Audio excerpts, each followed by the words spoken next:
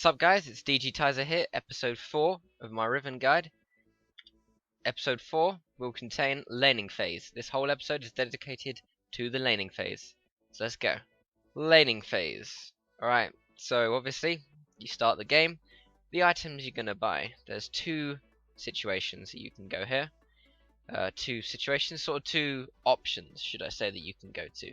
One is a longsword and 3 pots, which will leave you with 10 gold. What I do is I wait 25 gold after minions have spawned, which is 130. I wait 25 gold, I get a 4th health pot. This gives me an extra 150 effective health in lane, because I can sustain 150 health up through that potion. So it's very, very good in lane, especially if you're trading constantly. The second option is a Duran's Blade and 1 pot, 1 health pot. This, you just go straight to lane from here.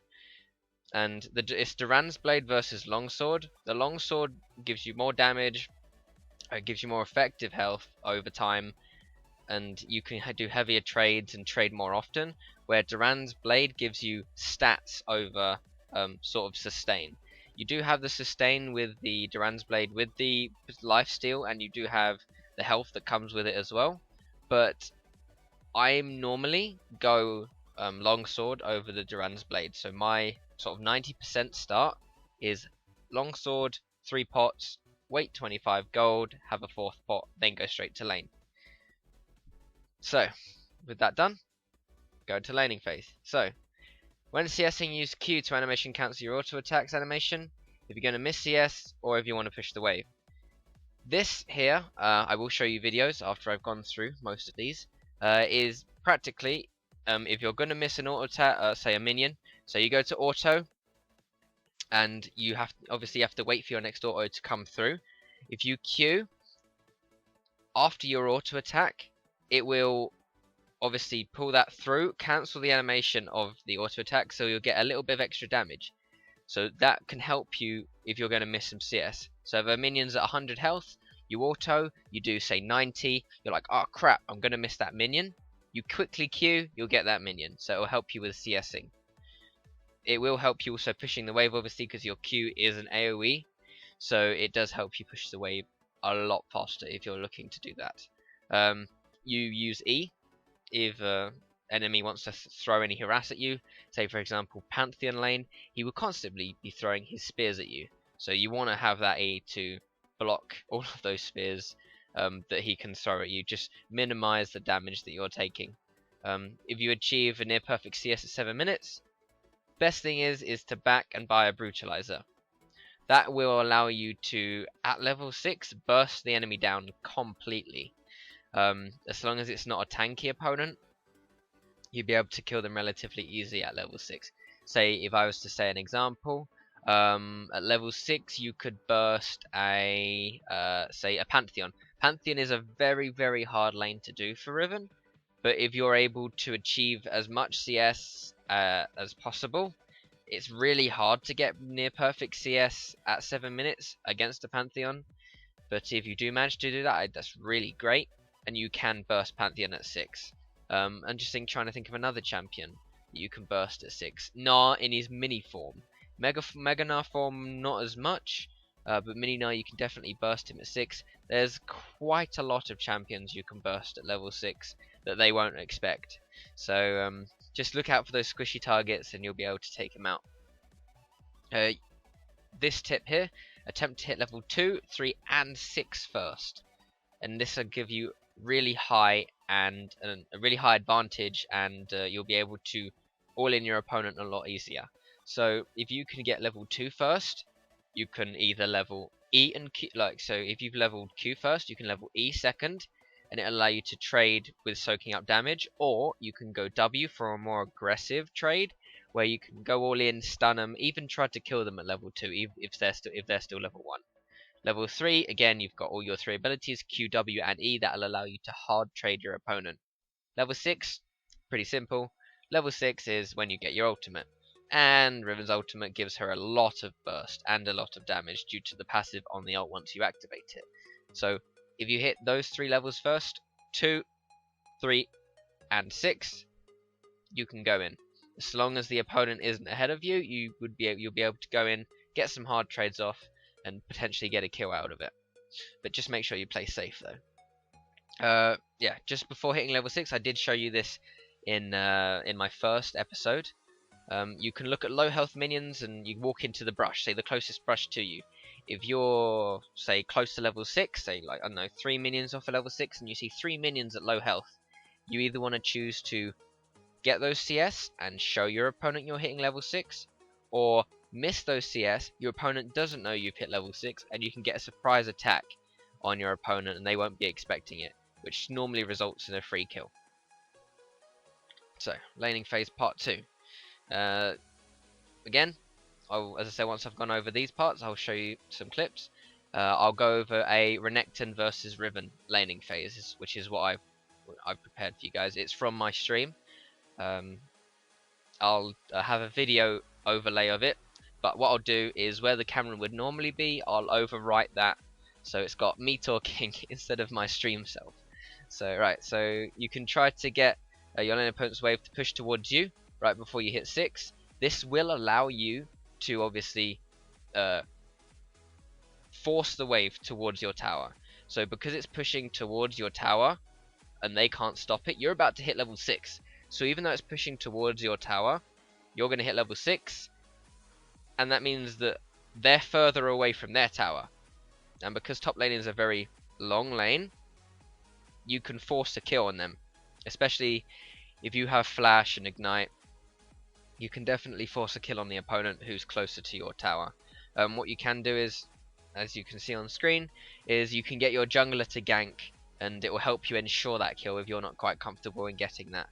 Make sure you keep track of your opponent's abilities and summoner spells, because if they use a flash, that's 5-minute cooldown. That's 5 minutes where you could potentially hit level 6, or you might have your ult up, you might have your ignite and flash, where the opponent may have ignite but doesn't have flash. That means you have the potential to outplay them, chase them, harass them, use your flash to get away, or chase them if they try to run away. If any big CC cooldown that they use, example Renekton's stun, that's roughly about a 10-second cooldown. If he's, that's again one of the clips I showed you in episode 1. I think he was level 8, and he used his stun. I went and got a kill just because that stun was down. So make sure you keep your mind set and remember those cooldowns, say flash, a stun, just something that could stop you from killing them if you do get to that point. Alright, so now I've gone over those bits, what I'm going to do is I'm going to go through a laning phase. Again, Riven versus Renekton. I'll show you that, and I'll explain what's happening, what I do, and my thought process along the along the video. So here's that. Alright guys, so this is just a bit from my Twitch stream. So what I'm going to do here is I'm just going to aim to lane versus Renekton. As you can see, what I'm doing is I'm using my Q to push up the wave quickly, so I can hit level 2 very quickly versus Renekton. So you see, what I'm doing is I'm trying to zone Renekton off of the minions, while I'm trying to get as many minions as possible. And as soon as Renekton goes in for any harass, or goes in to try and get any minions, I try to go on him, because I'm going to hit level 2 first, because I've killed more minions than he has. So what I'm going to keep on doing is I'm going to keep shoving the wave, going to use my Qs. As you saw, I used a couple of my Qs during that last part of the clip to get any minions that I was going to miss. So I ward up in the river, obviously, to wash up for any ganks. About 3 minutes, sort of between 3 minutes and 3:30 is when you want to place your ward. If not, it could be 4 minutes onwards. But as you can see here, once I hit level 3, I'm going to go straight in on Renekton, and I'm going to see if I can kill him. Just try to see if I can get him, get some harass off. My shield blocks the tower shot. Use my Q to get the minions there. As you can see, the Renekton is using his stun on the minions. I'm not sure why he's using his stun on the minions. Yep, so Rengar's there. What I'm going to do here is I'm going to attempt to get the Rengar, because I know the Renekton is pretty scared of me. As you can see how he's playing. I'm going to see if I can kill the Rengar. But unfortunately Rengar uses his flash, and Renekton comes in. Renekton could have killed me here. Renekton could have kept on going and could have possibly killed me, but he decided to back off. So that's all good for me. I've used my ignite. Just gonna get some more harass on the Renekton. He dashes in straight on me. I'm gonna have to flash here, I believe, or I think he flashes autos. Okay, never mind. I didn't have to blow my flash. As I said, I'm rewatching this video. I'm just basically explaining what's going as it's gonna happen. So he flashed, thought he could kill me, but my shield, I got my shield back in time. I'm gonna back by Duran's blade and health pots. I'm gonna get a ward as well, pink ward for Rengar. I don't have TP in this. TP, as I said, is when you want to be more team-based. This is solo queue, so I've gone for Ignite to try and get the kill and snowball my lane, which, as this video does progress, you'll see that I end up going quite far in my snowball. So, just get back in lane here. Just gonna CS under tower. Missed that because I went around the minions. I should have possibly W'd and probably got the minions or Q'd the minions there, but I tried to go round and I missed it because of the tower timing. Here I'm just gonna use my abilities and my empowered auto attack through passive to just pick up as many minions as possible. Just rack up my CS, get all that gold in, because everyone needs the money. Money is what we need. So we don't see Renekton in the lane here. So what I'm going to do is I'm going to slowly shove. Renekton shows himself. I've got a huge wave and I'm a level above him. So what I can use this to my advantage to fight against him. I know I'm going to hit 6 first because I hit level 5 before him, and I've probably got about I'd say after he's finished that wave, I'll have slightly more CS, experience over him. Maybe by 2 minions, I believe. That's just a follower who followed me during during my stream. It's Shock. That's a shout out to Shock. Alright, Renekton goes in for some harass. I miss a couple of minions due to him harassing me there. I take an unnecessary tower shot, but I shield, so I don't take that harass. What I'm gonna do is I think I just look mid here. Fizz gets ganked and uses his ability suboptimally, but that doesn't matter. We're not focusing on Fizz here. We're focusing on top lane. So get some harass down on Renekton. Because I walked out a lane and Renekton shoved the lane, he's gonna hit 6 first. I now hit 6. He's gonna chase me off. My abilities are almost up. So because I know that he doesn't have flash, I can go straight on him. Remember when I said about timing or remembering the cooldown of your opponent's abilities? 3 minutes ago, Renekton flashed on me. That means that he's not going to have that ability up for another 2 minutes at that point. So that was a free kill for me. The only way he would have gotten out of that is if he would have had his E, but he'd already used his E to dash towards me. And I'm not sure why he didn't use his ult there, but it's a free kill for me. So I come back, buy my brutalizer, because I do already have a longsword. It cost me 977 to upgrade that. So I'm going to go back, buy my brutalizer, and get back to lane. Obviously use my abilities to get back to lane. As you can see down the bottom, my abilities are going off. Don't need to look at my champion while I'm doing that. But you don't want to spam Q, you just want to use Q just in succession. So I'm going to pick up these minions. Obviously, you want that money, you want that cash. I'm not actually sure how I missed that that second minion there, but I missed it. That's my bad. You don't want to be too preemptive on trying to get all the minions. You want to make sure that you can get the minions safely and make sure you don't miss any, like I have done this game. I've probably missed probably 5, maybe 6 where I shouldn't have missed them. I would say probably a bit more, but I can't exactly count how many minions I've missed. Alright, so I'm going to go for my Ionian boots after my brutalizer, cap out my CDR. It's Dragon Hunt, so another shout out, thank you very much. I'm going to get Renekton here, because I know I can kill him. He still shouldn't have flash. He uses his dash and his stun here. so I know I can kill him. He uses his ult. I make sure I weave my auto attacks in between every single one of my abilities there, and that enabled me to get another kill snowballing my lane. So still, remembering that Renekton's flash is down, he dives in on me, I can use my abilities to go back on him, especially the fact that his stun was down, because he'd used his stun on a minion. That was an easy kill for me to go in and get.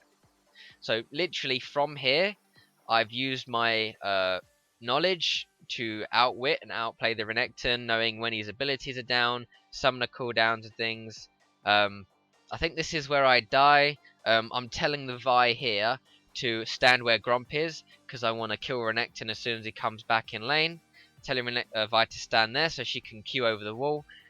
She kind of messes up. She's not. Look, I'm telling her to Q over. She misses her Q, and we don't kill Renekton here because I believe Lissandra comes up.